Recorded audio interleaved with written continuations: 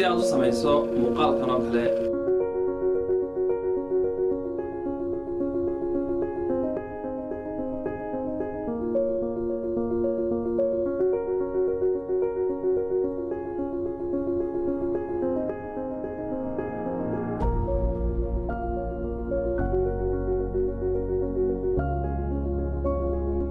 ama aad u qaato sawirradan oo kale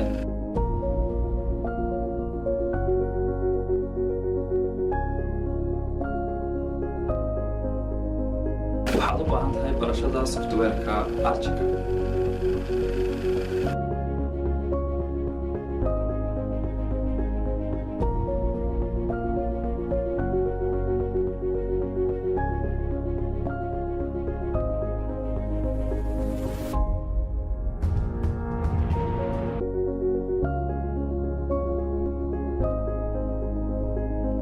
Si aad u qaadato koorskan Archicad oo idin diyaarisay Kaffi Online, la idinkula diyaariyay qaab aad iyo aad u heer sareysa, fadlan la xiriir lambarada shashada ku qoran.